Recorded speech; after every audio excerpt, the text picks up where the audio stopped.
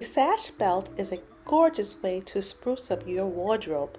It is easy to make and it's fashion forward. You can pair it with pants, skirts, dresses, or whatever you'd like. In this video, I will show you how to make a stylish sash belt with a fabric wrapped buckle and matching belt loop. And I think that you'll love this design, so let's get started. Okay, so let's go ahead and grab our supplies. We're going to need a few things. We're going to need our pattern paper, about 1.5 yards by 6 to 7 inches of our desired fashion fabrics. It could be longer if you'd like. You're going to need matching thread, a see-through ruler, an L-shaped ruler, a tape measure for measuring your waist, as well as measuring the pattern out. You're going to need a curved ruler, fabric markers or tailor chalk, something to mark your fabric with. You're going to need a rectangle ring or a D ring or an oval ring, whatever you like. It's your design.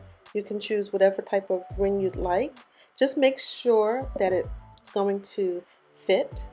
You're also going to need a piece of yarn or maybe even a cord. Unravel the cord, and that's just to thicken up your design. And you are going to need fabric glue or fray check and a thin gauge jewelry wire, and we'll talk about that later as well. So let's get started.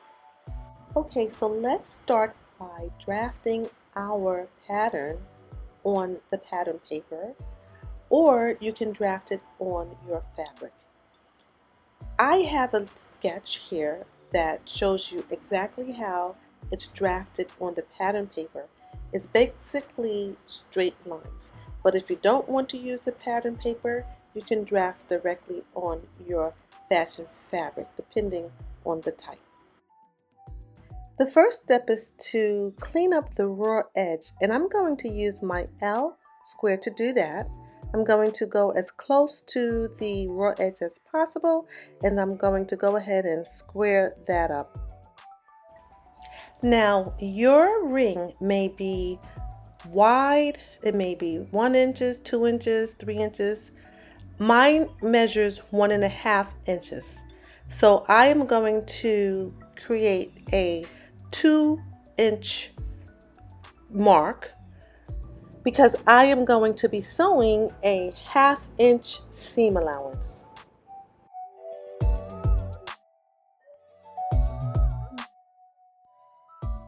The next step is to measure over your waist length plus 2 inches.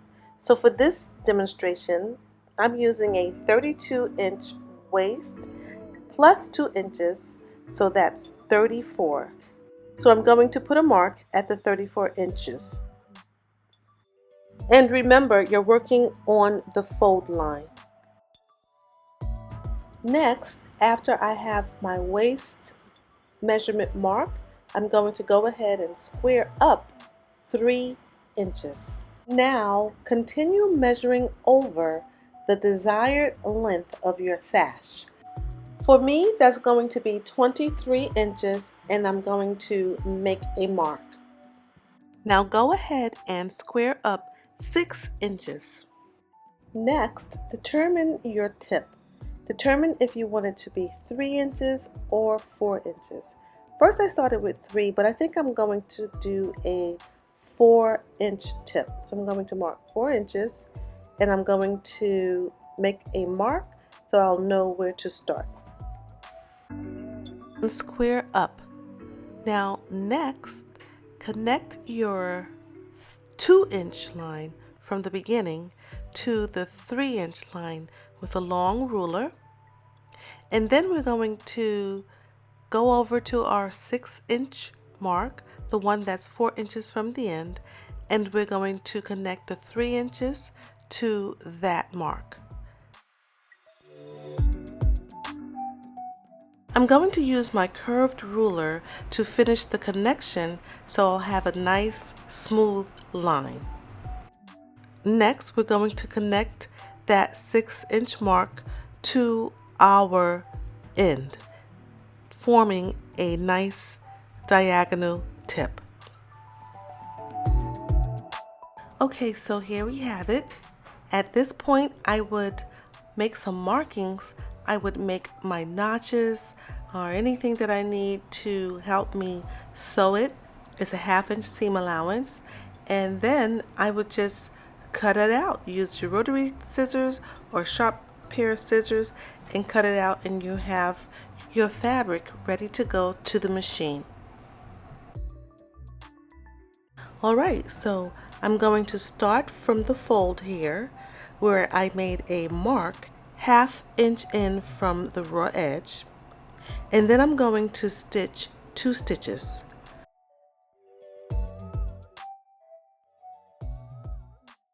I'm going to sew all the way down the raw edge, and I'm going to round off this corner with 2 stitches at this 1/2 inch mark from the tip. I don't want to have much of a blunt corner, so I'm going to round it off.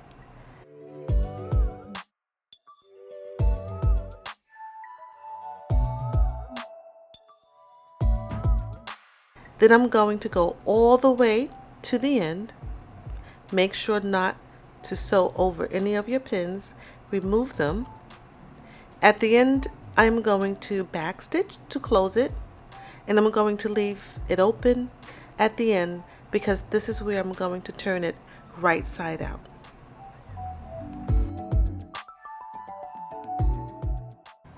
Okay, so here's my stitches.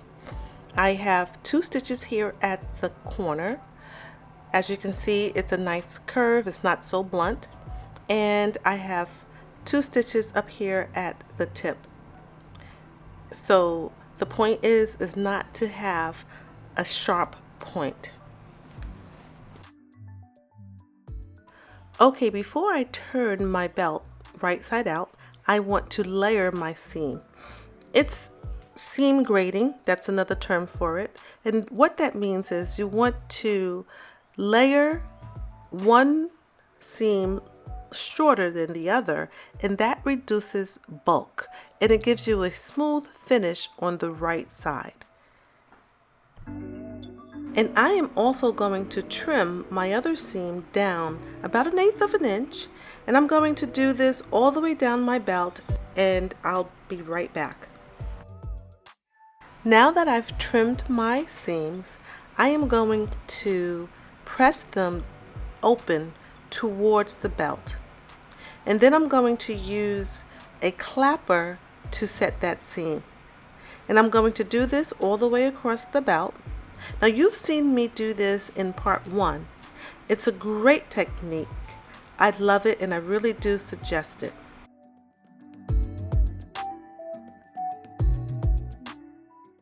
You also want to trim into your corners as well as your tip, because that reduces any bulk in the corners. It's very important that you do that because you want it to come out nice and rounded or pointed, depending on what you're going for. Next, turn the belt right side out and press. And don't forget to use the clapper to set those seams. Okay, so here is what it looks like after everything is pressed very nicely. I used my clapper and my corners came out beautiful. So here's my nice sharp edges in my corner. This is the tip that I rounded off, and this is what it looks like. Very nicely done. So the next step is to finish my open edge.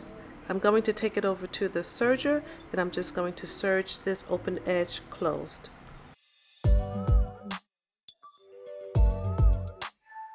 Then I'm going to start from the end here, and I'm going to edge stitch all the way around from one end and back around to the other end.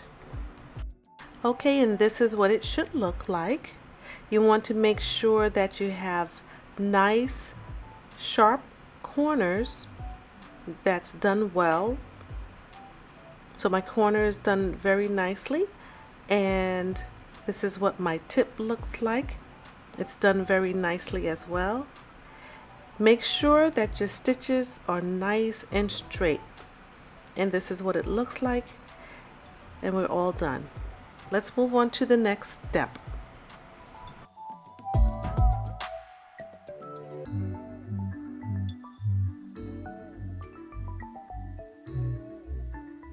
I am going to wrap my belt buckle as well as create a braided belt loop. And to do that, I am going to cut 1-inch strips. Here I have 3 strips. You may need more strips if you'd like. I cut them into 1 inches. Each strip measures about 16 inches long. So I am going to take them over to my machine, and I am going to sew them at the short end. Connect them at the short ends. And then I am going to use a really cool stitch on my Juki machine called a lightning stitch. It is normally used for stretch fabrics, but it also is a nice tight stitch. So I'm going to shorten the stitch length and use that stitch to make sure that my fabric doesn't unravel when I turn it. Now, if you don't have this stitch, that's fine. You can use your shortest stitch length possible to make sure that you have a nice tight seam. This technique with this stitch is going to allow me to stitch as close to the edge as possible. First, sew the short edges together. You can use your shortest stitch length. Then sew down the long length of your strip. As you're sewing, make sure that both of the seams on the short edge are facing the same direction. Also, trim or layer the seam. That's going to reduce a lot of bulk. It helps when you're trying to turn it. Okay, so here's what the lightning stitch looks like. It's nice and tight. As you can see, it's about 1/8 of an inch away from the raw edge. But since it's a lightning stitch, it's going to keep this fabric together when I turn it. Okay, so this is a twill fabric, so it's going to be a little thick. I'm using this tool. It's a turner, but as you can see, the lightning stitch is holding strong. Feel free to use your favorite turning method.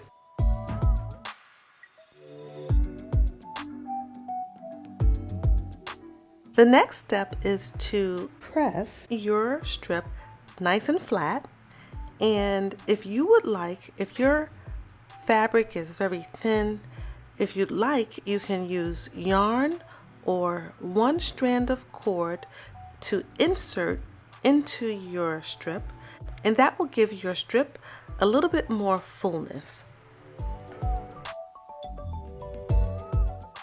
Okay, so let's go ahead and start wrapping our rings. This is the really cool part.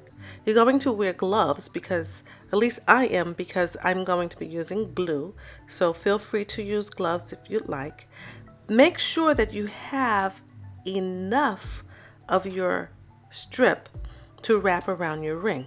Now my strip is about 36 inches. My rings are only 1.5 inches wide, so I do have enough strip to wrap around my ring. Make sure that you have enough, okay?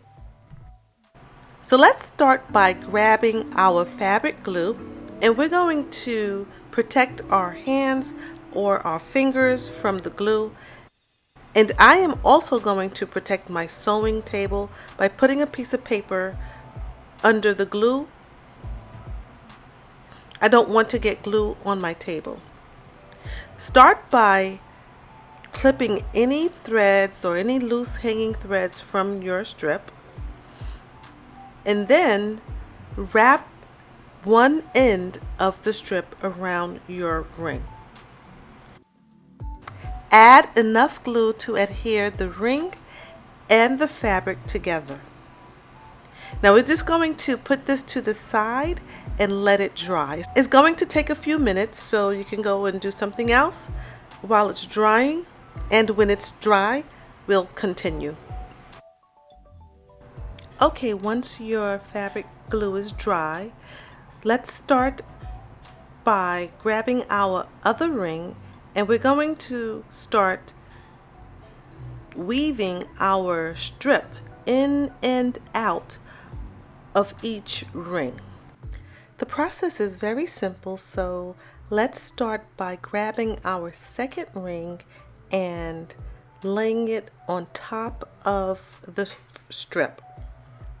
So once you do that, pull the strip through the ring, go under the first ring, and then pull the strip through. It should look like this. Now just continue this process, weaving under and through each ring all the way around. It's really easy once you get the hang of it. Just make sure that none of the ring is showing. It should begin looking something like this.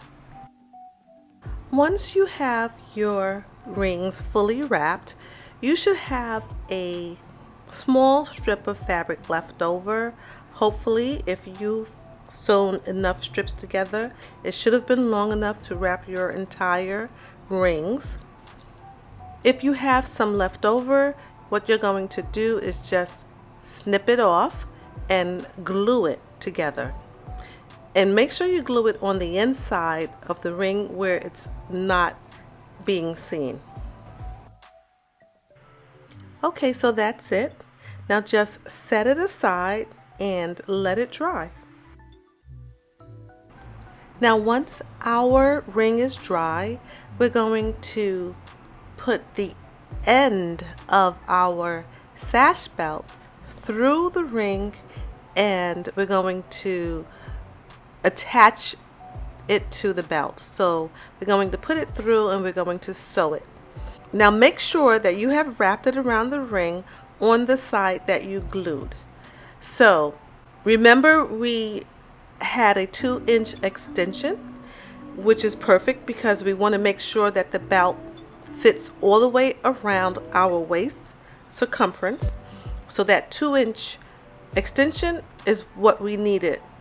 So take it over to the sewing machine and you're going to sew just a straight line. You can use a regular foot or you can use a zipper foot if you'd like. Just make sure to back stitch at the beginning and at the end. Now just go ahead and snip off any long pieces of threads that may be showing, just to neaten it up. Now what we're going to do is we're going to cover the thread. So this seam right here is going to be covered by a nice belt loop, and the belt loop is going to look like this. So remember, I told you to get a wire, a thin gauge jewelry wire, something that you can bend. We're going to use it to create this beautiful belt loop. The belt loop is just to add a little bit more style to our sash belt. It's going to match our buckle. You know, the buckle was pushed a little tighter. The loop is a little bit looser, but in any case, you can make it however you like. So it just adds a little bit more style to the sash belt. Now I have about 13.5 inches of strip left from what I snipped off of my buckle, and so I'm going to use this to cover this small section on my belt. this thread line only measures about 1.5 inches, so I certainly have enough strip. Start by cutting about 12 inches of wire and bend it in half.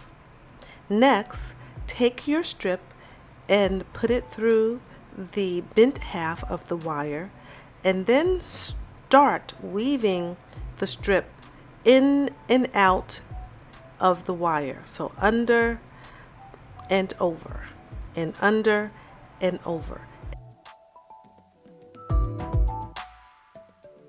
And just keep doing this until you create a nice weave design similar to your belt loop. When you get to the bottom, just secure the end by tucking it into one of the loops like this. Next, with a needle and thread, you are going to make small loops down one side and then down the other side. Make sure you're only doing the back side of your belt loop. Okay, so we're just going to pass the needle through. Then we're going to just make a knot to connect each loop together. It's very easy. Just keep passing your needle through and then coming out to make a small knot to connect each loop together. Keep doing it over and over on both sides.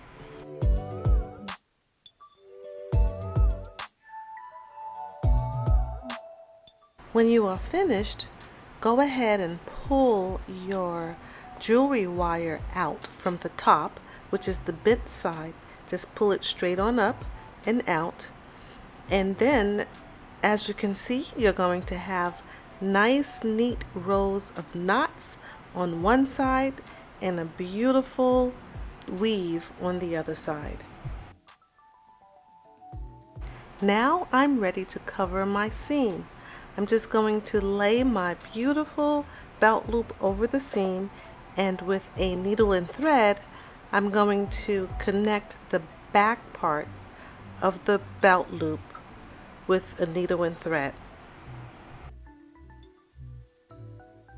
The last step is to trim my belt loop if needed, if it was too long, and to use a little fray check if there's any fraying. And that's it. Our belt is done. This is the Sash belt, a beautiful Sash belt. I really hope that you enjoyed this video. And the next video is coming up soon, and that is going to be the covered buckle belt. So I'll see you in the next video.